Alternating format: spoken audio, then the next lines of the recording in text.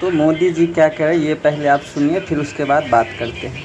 अगर आपके जी TV studio के बाहर कोई पकौड़े बेचता है और शाम को 200 रुपया कमा करके घर जाता है, उस व्यक्ति को आप रोजगार मानोगे कि नहीं मानोगे?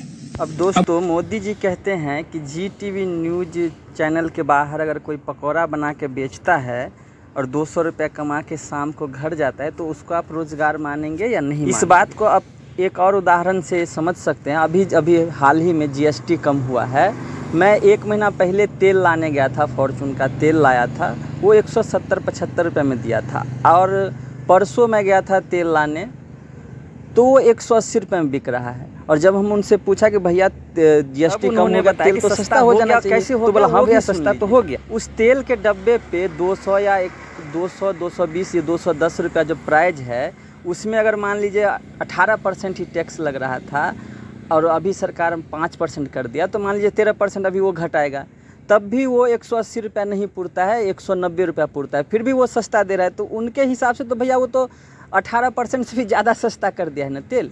तो सबसे पहले जो एमआरपी है उसको आप देखोगे कहीं आंकड़ों में सरकारी दफ्तर नहीं है, आंकड़े में नहीं है। तो ऐसी व्यवस्थाएं बहुत हो रही है। अरे डीसीएस भाड़ में जाए, एडिक्विटी भाड़ में जाए, हमें फ्री एंड फेयर चाहिए एक एग्जाम सिस्टम। बच्चे पकोड़े नहीं तलेंगे ग्रेजुएशन के बाद, बच्चों को एक नौकरी चाहिए। जो एडिक्विटी जिसके पास अपना एक सेंटर नहीं है, सारे सेंटर में फर्जीवाड़ा चल रहा है। एग्जाम रिफॉर्म खाली एसएससी की बात नहीं है। रेलवे का बच्चा 6 साल हो चुका है, वो पूरा फाइल लेके घूम रहा है कि 6 साल से हम पूरा फाइल लेके घूम रहे हैं, अभी तक हम रेलवे मिनिस्टर तक से मिल चुके हैं। एजुकेशन नहीं, यहाँ रोजगार की बात हो रही है। कोई फिक्र नहीं है। अपने सबके जो देश के नेता हैं और खास करके जो अपने सबके देश का जनता है, मानसिक तौर पे इस तरह से रोगी हो गया, इस तरह से रोगी हो गया कि हर बात में बस सिर हिलाना, सिर डुलाना, बस यही आता है। चाहे आप जो कुछ भी कर लीजिए, चाहे जितना गाली दे लीजिए, चाहे जितना बात कह लीजिए, उनको कोई फ़र्क नहीं पड़ता है कि वो क्या करते हैं और क्या सही है क्या गलत है, कोई फ़र्क नहीं पड़ता है।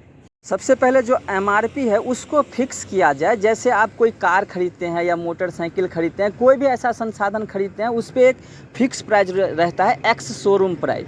जो उस गाड़ी का भैया शोरूम का प्राइस है, ये आप जिस शहर में या जिस राज्य में आप ले रहे हैं उस हिसाब से उस पर जीएसटी या फैट जो भी लगता है, मुझे उतना नहीं नॉलेज है, वो लगता है उस हिसाब से मिलता है। मान लीजिए कोई गाड़ी 8 लाख का एक्स शोरूम प्राइस, लेकिन आप अगर ये बिहार में ले और दिल्ली में, दोनों का अलग अलग प्राइस होता है।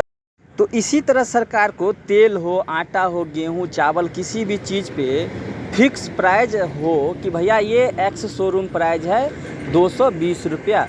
अब बिहार में अगर जीएसटी ज़्यादा है तो वहाँ पे महंगा मिलेगा, इससे महंगा मिलेगा।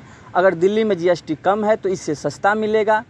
तो इस हिसाब से होना चाहिए, लेकिन एक फिक्स प्राइस होना चाहिए कि ये आपका एक्स शोरूम प्राइस है, इस तेल का दाम 200 रुपया है। मोटरसाइकिल सभी चीज़ों पे एक्स शोरूम प्राइस होता है ना, एक्स शोरूम प्राइस। उसी तरह आटा, चावल, गेहूँ, सत्तू, प्याज, लहसुन, हल्दी, मिर्चाई, जितना भी चीज़ है ना संसाधन का, हर चीज़ पे एक्स शोरूम प्राइस होना चाहिए। ये नहीं कि साला इस चूल्हे का दाम है 5 लाख रुपया और ये मिल रहा है 50,000 रुपये में। बहन जो चूतिया बना रहा है। मुझे तो मन करा है ना डीजे पे बैठ के अपना डीजे खोल के और पूरे संसार में घुमाओ, इतना गाली दूँ और मुझे आदमी गोली मार के मार दे।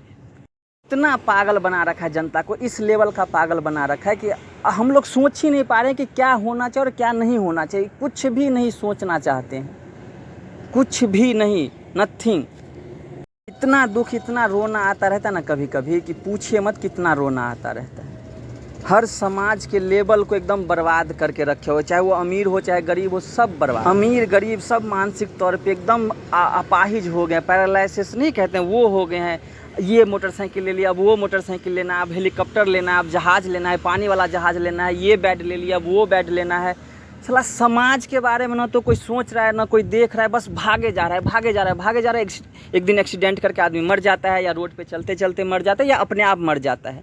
और क्या हुआ क्यों हुआ कोई पता नहीं। हम भी बहुत गलती कर रखे हैं, लेकिन गलती के बाद आदमी ना सुधरे ना तो वो कमीना त्रुटि हुआ है, उसके लिए तो हम माफ़ी चाहते हैं। लेकिन सरकार को हर चीज़ पे एक्स शोरूम प्राइस की तरह डाल देना चाहिए और सब जनता के लिए थोड़ा सा राहत मिलेगा। बाकी तो अब क्या राहत है क्या नहीं है मुझे नहीं पता, मैं भी उतना नहीं सोच पा रहा हूँ। लेकिन बहुत बहुत मतलब शर्मिंदगी वाली बात है, मत पूछिए, इतना शर्मिंदगी वाली बात है। इतना अपाहिज हो गए अपने सब मानसिक तौर पे ना कि समझ में नहीं आ रहा है सही गलत क्या है।